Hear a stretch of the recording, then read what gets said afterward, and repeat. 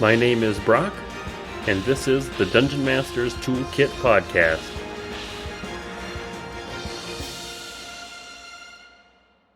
Welcome, everybody. On today's episode, I talk to Marc from Game Master Engine, and we talk about international gaming, West March games, and a bunch of other topics along the way. We also have a special giveaway on this episode, thanks to Marc.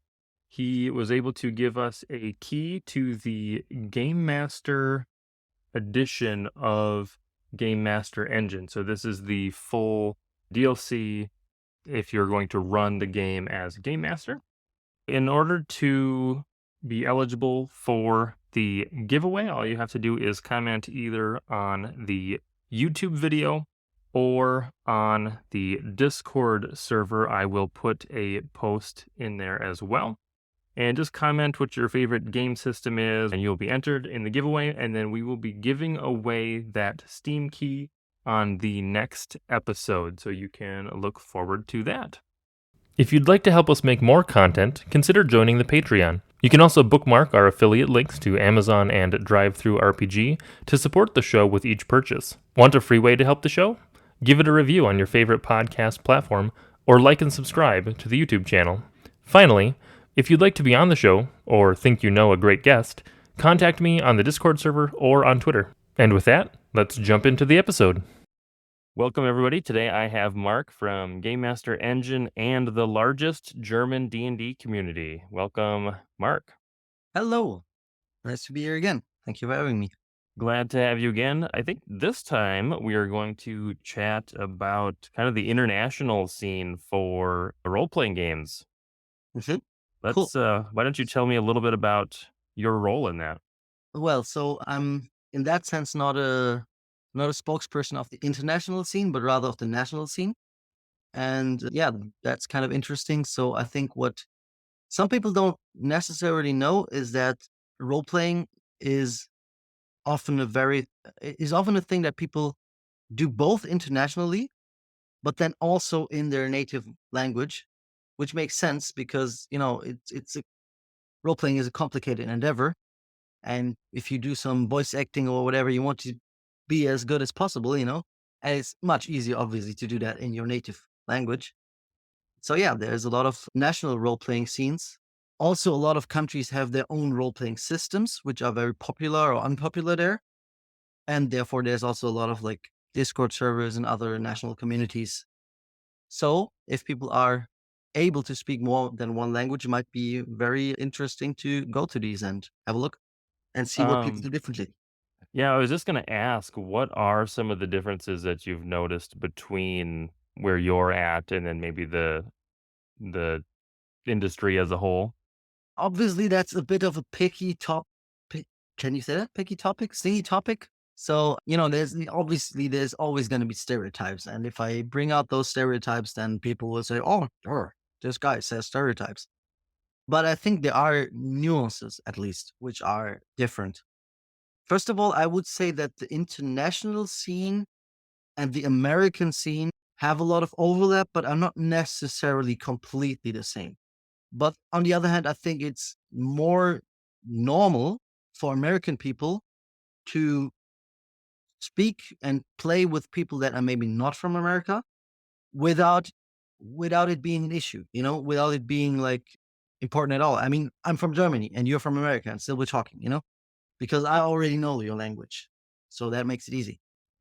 Yeah, and then I think there's a big difference though I think there is some cultural difference at least between, I would say, like American role playing and European, much in the way that there's a difference between American board games and Euro board games. You know what I mean? Yep. I don't know if you've played some European or I mean, they're even called, I think, European style board games. Yes. Yep. And they tend to be more, I mean, what would you say what the difference is between those? I think it's very much alike. Yeah, I think sometimes even it can be hard to know where exactly a game falls. I think, is it Catan is one of the big like Mhm. Euro style Yeah. games? Yeah. I know I've heard the term Ameritrash be used for more American style board games, and I Well, think that's very pejorative. So we'll the say that. I believe that was a term. I don't know where the term arises from, but I believe the idea there is that a lot of the games that are made here can sometimes be more focused on theme and less on mechanics. So they just kind of Mm. Mhm. you just kind of Probably. take like a mechanical thing and then you theme it and then that's your game. Whereas I Like the think fifth some of the edition of Monopoly, and still Monopoly is a game that, nobody wants to play for more than once in a month because it gets super repetitive. But then again, there's Dinosaur Monopoly. That's what you mean, right? Like yeah, something yep. like that. Yeah. Mm. Yeah. So and then I believe like a lot of the Euro games are a little bit more mechanically focused. I mean, they still have theme and stuff as well.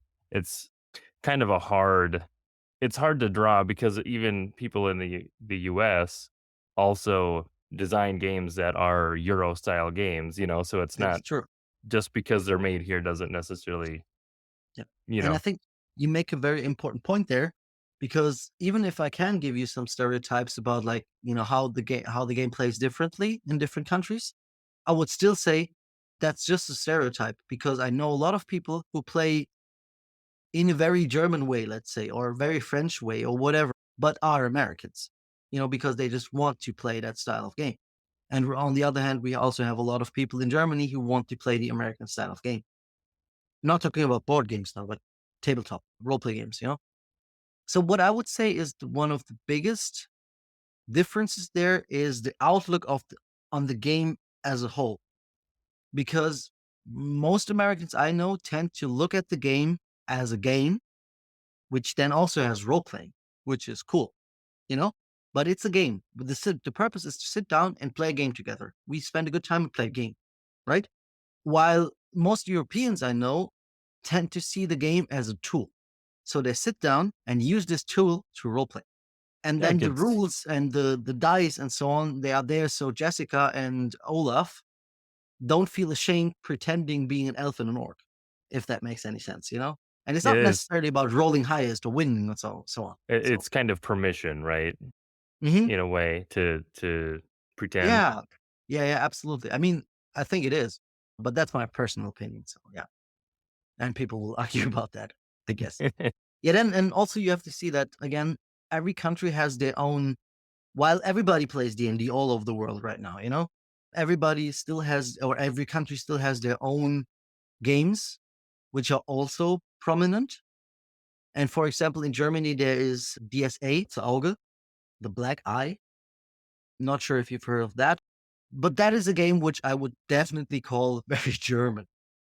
Like that's the best way I can describe it. If somebody was to ask me what is the difference between D&D and DSA, I would say DSA is German. It's more German, whatever that means. It's much more low tuned, low fantasy, gritty, but not in an edgy way. Not like this. Sure. I'm the gritty warrior. Rather like I'm the humble peasant. Oh no, there comes the night. Oh, I'm dead. Sure, yep. I see what you're saying. Yep. Yeah. So yeah, very very low tune, low key in that sense, but it also obviously has its beauty, and much more complicated than D&D as well, especially D&D 5. Yeah. So, as far as I guess, how familiar are you with kind of the, like, history of tabletop role-playing games in Germany? Well, so I would say. But if I can give you a little rundown, and probably the German historians of tabletop RPGs, which I know some of, would execute me for that. But my little rundown, if you want to hear it, would be something like everything around that. I mean, obviously, the history of role playing games is just 1,000 years old. People have always sat around the fire and told stories, and, what would you do in that situation? But then when it comes to real tabletop role playing games as we know them, I think most people I know that started here in those early days, they were actually buying the red box.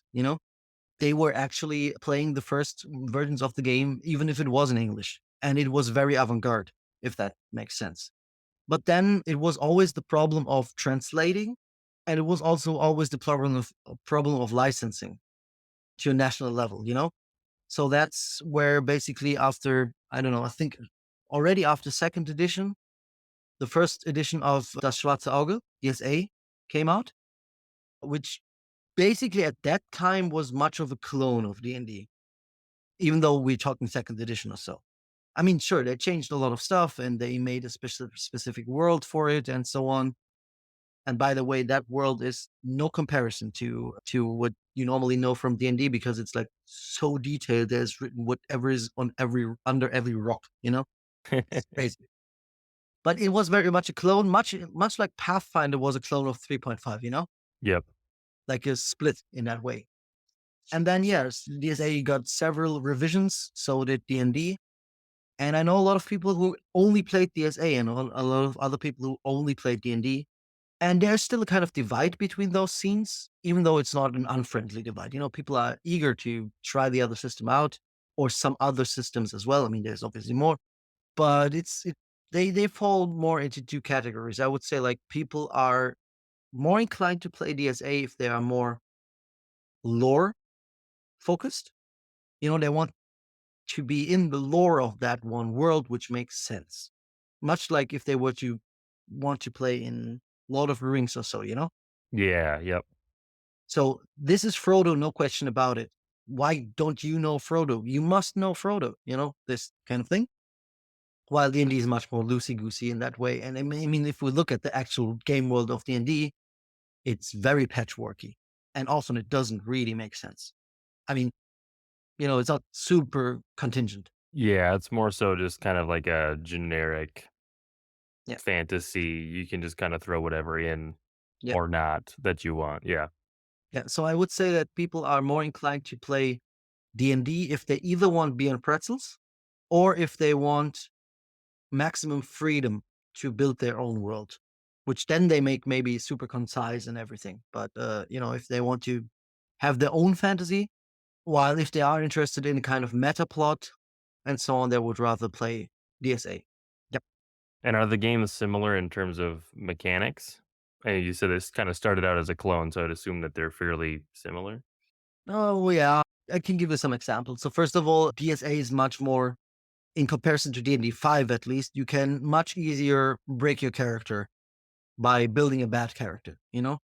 Like Ah, you put the sure. stats wrong, your character is just bad. In D&D 5, it's really hard to make a really bad character unless you dump your main stat. Then also the game is more low tuned and also mechanically. So for example, a wizard in that game might have three lightning bolt spells a day and that was it. Much like older versions of D&D. And then also for a direct interesting comparison, I think in DSA you have to roll low. So 1 is the best, 20 is the worst. I think that was just like, oh, let's do it different. And also when you make a skill check, typically you don't roll 1 skill check plus a bonus. Instead, you roll 3 skill checks that together, and there are no skills in that sense. Rather than something like perception, what we call perception in D&D might be wisdom plus intelligence plus dexterity or something like that. So Okay. it's always a compound check that you make normally. And those are all D20 rolls? Yeah, it's a D20 system. Yeah, that is different. That is different. Yeah. Makes it more nuanced. Yeah, if you want in that sense. Because the adventure might give something like, hey, the players here, if they climb up the tree to see what's in the distance, they make a compound check of dexterity for climbing and then wisdom for seeing, and then maybe, I don't know, strength for holding onto the tree or something. And then do those, so say they fail one of those checks, is it just specific to whatever that piece was, I assume? No, I think it's more of a compound check thing. So you fail at the whole action, Oh, okay. unless the DM says otherwise. Obviously, it's very much like in D&D, and the DM is the arbiter of the rules. But they are more the rule keepers than the. I mean, nobody would in DSA say like, sure, the DM is always right. It's rather like the DM is mostly right. But if the one book says blah blah blah, you have rules lawyers everywhere. I guess what you Uh, don't have in D&D normally is law rules lawyers, but you will have that in DSA. You will have people that say, "Well, this novel that I read, which is part of the canon, says that you cannot cast this spell while it's a full moon, otherwise your eyes will start bleeding." I don't think you would ever see that in D&D. Oh, that sounds Oh, like a yeah. really fun kind of rules lawyer. Mhm. Yeah, it's not a bad thing per se. So so you mentioned novels. Is there a large is there a lot of other media around kind of the DSA lore? There's a lot of guidebooks, I would call them, and like specific books, much like something like the Sword Coast Adventures Guide, you know? So supplementary books which just describe the region or describe the rulers in that region or describe, I don't know, some kind of background of a class or something. And yeah, there is a lot of that.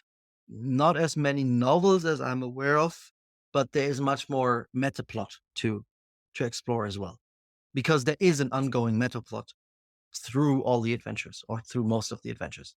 And also, it's not always assumed that the players win. It's, I mean, win by win, I mean win in a hierarchical way. It's assumed that the players win, but it might well be that the whole world comes crashing down, even though they've won. You know, Sure. because of that meta. Yeah, I'm almost interested to hear more about that, but I'm sure it's specific to kind of whatever book Yeah, you're I'm not. in. I don't think I'm so knowledgeable about it, but I'm sure I can bring you some DSA fans who will tell you like 3 hours about it. No problem with that. Dragon's lore and whatever. Yeah, there's a rich Sure. body of lore. But it is cool when you have lots of documented stuff that you can go and pull inspiration from. And it's cool that people are passionate about it in that way where, you know, they remember all of that information and they want to go back into that setting. Yeah. hmm I think again for somebody from America, it's easiest to imagine people were playing in the world of Lord of the Rings. And that's more what it feels like, but it's a completely different tone, obviously, than Lord of the Rings. But it's that sticky. If you play with Lord of the Rings fans, there will not be a war forged a table. There will not be, because it would be bad taste, even if the rules would allow it. Yeah, I mean, I'm a Lord of the Rings fan as well, so you know, I do completely understand. I mean, I've even played and ran some Star Wars stuff, and Mhm. sometimes even that is a little like, well, like you know, this group of people isn't traditionally known to do these things, so this is a little bit odd for a character choice. But Yeah, you yeah. know, It it's has its beauty and it has its downsides. Players will. I'm in my experience, players will always want to scratch at the boundaries of what is allowed. They don't necessarily want to break what it's allowed. But if you tell them, hey, you can have let's say, an elemental as a familiar, they will ask, can it also be a magma elemental? Can it be a psychic element? You know, even though they already have a lot of freedom with having right. elemental. And if you tell them, hey, you can have any spirit, they will ask, like, well, can the spirit also have a body? This kind of thing. Not bad about that, because, people want to be creative. Yeah, the nice thing about a world like that, like Lord of the Rings, Star Wars, or the setting that DSA has, is that you get a lot of familiar parts, and Yeah. you can kind of assume that the people that are you're playing with probably know a decent amount of that information without Yes. you needing to specifically spill or spell out what those things are. Yes. And you're also on the same page. You are on the same page that the tone, the tone, how funny Lord of the Rings can be is pretty much set, because Merry and Pippin are funny in Lord of the Rings for Lord of the Rings, for like that tone. But a rocket launcher, toaster, Space Marine would not be funny in Lord of the Rings. Would be Right, stupid. That might right. be It very just different doesn't for different fit. settings, obviously. Oh yeah, it really depends on the setting, and just like you said, that knowing the setting kind of helps you set expectations Yeah. a little bit. Mhm. So yeah, by the way, since we're at it, I mean, since in America, obviously there's a lot of play groups and so on. That is the same case for Germany, and maybe going away a little bit from DSA on our server, which is a D&D server. Again, biggest German D&D server on Discord. We do host a lot of, or have a lot of like West Marchy games, and like community games and bigger groups of players. I think the biggest one is around 500 people Holy cow. playing one game. And then there's also smaller ones, and obviously the larger ones are typically less like lore heavy, if that makes sense, because it's hard to accommodate. 500 people Yeah, yeah. in lore, and the smaller ones are typically more lore heavy. But there's one that started just a few weeks ago, which is specifically a West Marches system for Lord of the Rings, playing in the Lord of the Rings world, and you can walk around and hope to meet Gandalf and stuff like that. Are you so in that one, are you playing at kind of the same, like, era of the movies Yeah, so I think or the books, I guess? that is using which is what is called AIME, Adventures in Middle Earth, which is a 5e derivative for, so like a 5e module for, no, it's a 5e adaptation, let's say this way, from the One Ring, which is a game system I think that is also well known around the world. And that plays between the Hobbit and the Lord of the Rings Okay, so you're kind of time in the, wise. like, sweet spot of the timeline there.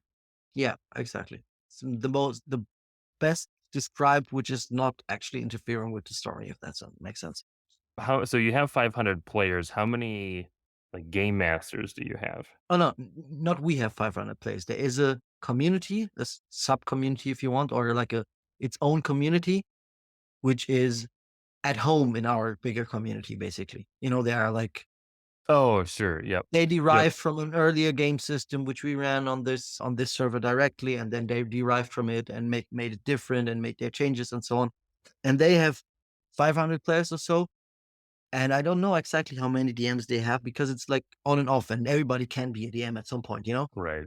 But I would guess around 50 DMs, maybe, or maybe something like 50 DMs and 50 other people who are also willing to DM now and then, something like that. And so that being a kind of a subgroup of the server, do they run the games, like, on the server, through the server? Do they have other They run their places? games on their own server, but everybody from our server can join their server very easily and just participate. And it's really, really easy to get into that. That's why the system is more a bit of loosey goosey. It's a one Sure. shot system. Then there's another one, the original one, so called Mage Guild, which this system derived from, that is hosted directly on the server, has about 200 people or so, maybe 10 to 20 DMs or so. And they host, yeah. Also, basically everybody can participate. You just have to send in your character, hand in your character. The cool thing about that is it's completely open to listeners. So everybody who's on the server can listen into their rounds whenever without asking. And then there's several smaller ones which are more like focused on specific things. So I started a system a while ago, which now is led by amazing people, basically doing the job I ought to do. And I'm very thankful for that. And they are a group of 50 people or so with like a very much higher percentage of DMs, like 10 or so. So that's really luxurious for the players if you want to. But then again, it also asks more of the players, more participation. You have to do more. You cannot just come and play and go. And what kind of, like, administration does it take to run something like that? Like such a West Marches game was like the big server. We could talk about both. Well, for these kind of West Marches games, it's not necessarily all of them are West Marches games. I would say they are pool games, but most of them have West Marches like, approaches. And some of them are even living world approaches. That takes a lot of work for sure. So first of all, there's the social work behind it, getting that group going, alleviating stresses between people. Oh, this DM was shitty to me, and this DM was, I don't know, unfriendly. And this player is not cool because they think, I don't know, the earth is flat, whatever. So these kind of tensions have to be flattened out a little bit or resolved. Then also, obviously, you have to run the games, which is always strenuous for people because, yeah, running games is just hard work, obviously. And then lastly, if you have something more like a living world and so on, then also you have to manage the world. You have to somehow understand what happened and somehow get other people to play after what happened somehow. So yeah, running any such system is a lot of work, but it's also very fulfilling. But you need a lot of time to manage any of that. Not necessarily as a DM, but as a coordinator. Right, the game mastering is almost I mean, that is a part of it in itself, but just managing the rest of everything going on around it to keep it kinda cohesive. It's also a lot of work. Though I would obviously say the lion's share is running the games. That's really, I mean, if you are a coordinator in such a system and you don't respect your DMs, bad, no, no. These people are doing everything for you. They're running everything, and without them, there would be no games. I mean, that's like having a company with no people working at your company. You can be a very good boss, but it doesn't help, if nobody does something. Yeah. Also, what I should say, as we are, and then I will talk about the running such a community. One thing also that I think distinguishes the American scene from the European scene, especially the German scene, very, very much is paid gaming because it doesn't exist. Okay, I sure. I don't want to say it doesn't exist at all. I mean, I don't know. I went to some companies and gave team building games here and there, this kind of stuff. Or you run paid for a con or something like that. But offering a paid game in an open server is not unheard of, but at least unexpected, if not even frowned upon. That might be good or bad. I don't want to even decide on that because it's obviously an ongoing discussion. But it's very much more unheard of than in America. It's not Sure. like totally normal. I do feel like even in the United States here that even just a couple of years ago, I think professional game mastering was a lot more, I don't know, taboo maybe, or just unheard of, and I feel like we're seeing a lot more of that show up now, especially with Mhm. how much access we have with all of the digital tools that are Sure. available now. It definitely seems like it's on the rise, though it's probably not gonna replace your typical meet with your friends No, and sure run a not. game. Yeah, sure not. And I mean, I think it has its merits. If you want to have a very cool experience or a very special experience, or if you are a company for a team building, if I do a team building for a company, why would I do that for free? Right, I don't yeah, know it's these a people, you yeah, know, and at least they would give me a compensation, you know, for the time and effort I put in, obviously. Yeah. So, but I think it definitely is also on the rise in Europe, and I can understand. And also the players obviously have to, the DMs put in a lot of work. So there's good arguments for it. But I think in general, that might be a stereotype as well. But for example, you in America, you have basically forced tipping. I mean, you cannot not tip a waitress or a waiter. And maybe you could, but it's really, yeah, really you weird.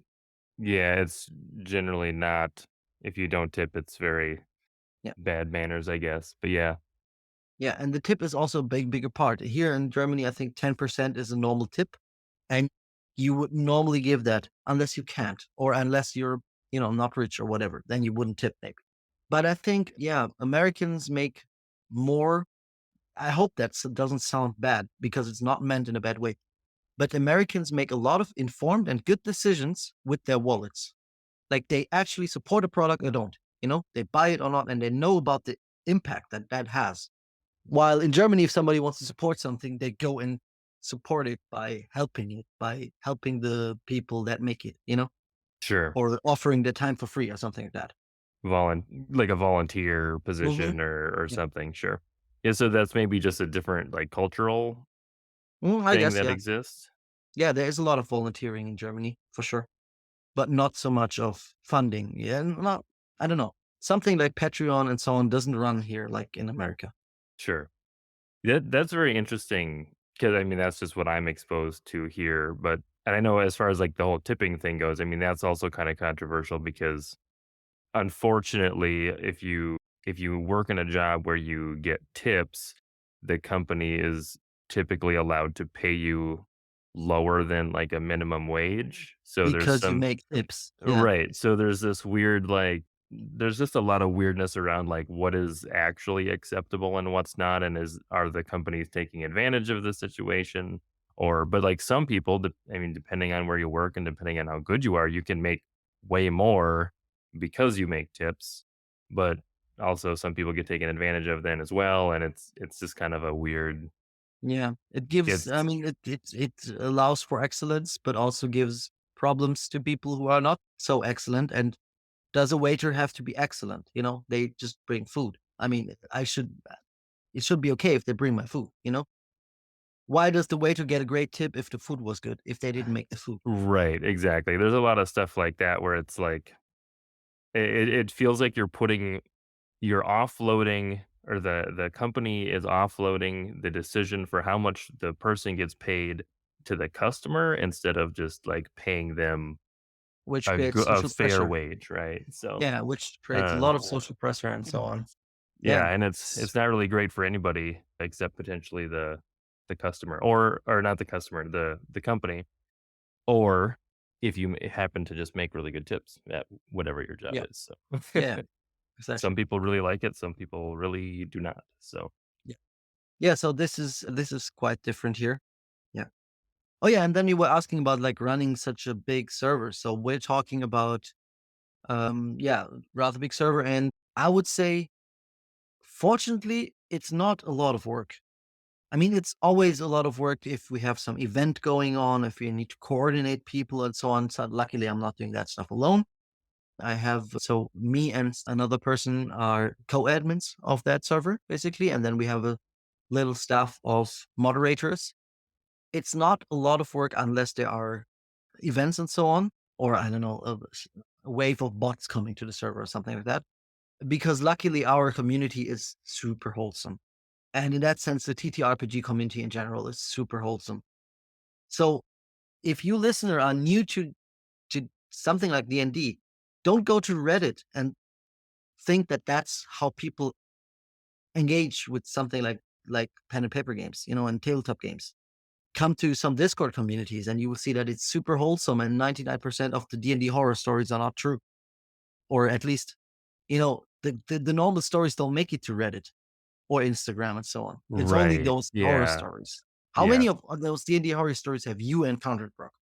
I mean, Yeah, I mean, even in terms of well, so I will say I was very nervous initially to play with, like, random people. This is, a couple years ago, especially before I really it was kinda when I was getting into the hobby in general. So that's just kind of nerves on its own, right? But playing with people online was weird, odd to me because it's like I don't know these people. I don't know if they're going to be nice or they're going to be, how people are going to be. To now, I have this podcast. I bring on random people, and I've been invited to play in games run by a lot of these people with, mhm. then other people that they know that I don't know, and it's really cool because that just it's so much fun now to do it that way, and I've gotten to meet a lot of really cool people, and I have not run into any issues with people that I've played with online that I have had, 0 knowledge of before, and I would say, yeah, I almost feel like I probably have had more problems with games of people that I have known. Not anything, like, crazy, but, I know the feeling though, yeah, I know. just it almost seems backwards in that way. But Yeah, I mean, so just to finish that one point, but I think that's a super interesting topic. If you want, we can talk about it. So basically, running a D&D server like that is a lot of work in, like, the management thing, but not necessarily in the moderating and, banning people and I don't know, watching what they're saying and blah blah blah. Because the community is just wholesome. The whole community helps every time, every day. They tell us, "Hey, there's a bot. Can you remove it?"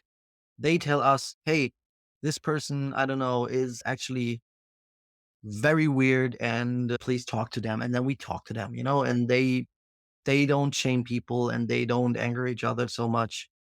It's really nice actually. But coming back to the point which you scratched a little bit, I think it's not necessarily backwards because there's one thing that distinguishes an online game from an offline game. And that is you play an online game typically with people who have the same interests, right? yep. I mean, we met because we have the same interest, not necessarily because we happen to like the same movie or we happen to wear the same shirt and therefore we became friends in real life? On the other hand, if you play in real life, you're stuck to play with your friends. And maybe that one person is a totally nice friend, but actually he wants to play Catan, or actually he wants to rather watch a movie, or actually he wants to play D&D in such and such a way, but not in the way that you want. And then the other person is a min maxer, and then the third person is a hardcore role player. What brings you all together is that you're friends, Right. which is Your great. your But goal is different. your goal is different, right? Because the one guy, I don't know, comes from California, wants to smoke some pot, I don't know, and the other one wants to drink a beer while playing, and the third one wants to play the most earnest game of all times. How does that go together? In online gaming, that doesn't happen because people who want similar things will encounter each other in one group, and typically not form groups if they don't have that common interest. Right. I would Whereas rather find a Lord of the Rings group if I want to play Lord of the Rings than not. right, and, like, a lot of the friends that I have from my childhood is purely because of geographical location, right? Because those are the people that I went to school Hmm. with and everything. Sure. Not necessarily because it was we became friends because we spent time in the same places because we lived close to each other. Sure. Yeah. And not that, I have a lot of great friends and they're good people and everything, but like you Yeah. said, we came together primarily because of geography, not because of mutual interests. Yeah. Because the things that make you friends, and that's just much more nuanced and much more widespread than playing a hobby together. You might be, for example, I don't know, you have a wife, she's lovely, she's the best person in the world, but she doesn't like D&D. Doesn't make her a bad person, but she doesn't like it. So Right. Yeah, that, yeah, it makes a lot of sense. It's kind of it's interesting to kinda dissect that topic a little bit. yeah, I hope. Was there anything else you wanted to talk about for tabletop games in general or specifically about, like, the German community? Anything you want to ask me, I will answer. I don't think I've anything like that is so much on the top of my mind that I actually have to tell everybody about it. Unless maybe we have also another play group that started long ago, at least already, but it's becoming more and more, yeah, growing, and more people have interest in it. And I found that very interesting because they play Osric, Alric, and these kinds of OSR games. So they play like old school D&D, like D&D 1 and so on. But these are not Sure. people that grew up with that at all. They're like 20 to 30-year old people who play old D&D versions on purpose. Like, I'm not talking third edition or something. I'm talking like first edition, which is a very different game, obviously. I found that fascinating. Yeah. I don't know. Is that something you also see in I America? I know that we're seeing more of the, like, OSR Hmm. kind of a movement to there are certain games that are kinda going back to that kinda style of gameplay. I don't know. I play such a wide variety of systems too, that it's hard to I don't know, I guess maybe I kinda see it in the wider, community that's kinda going that way, but not necessarily everybody is doing that either. I see. Yeah, and in general, the diversity of systems, I think, is might also be. I don't know. It's if it's a really a difference, but I think it makes a difference. For example, coming back to the start, if you have something like DSA and D&D, if you already know that two big systems exist, might as well might as well have a look at the third system. Might as well have a look at the fourth system.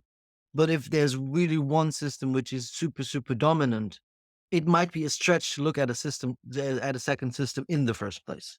But yeah, I think that can only be a tendency. There will always be people who just like to find new game systems and try them, and some who don't.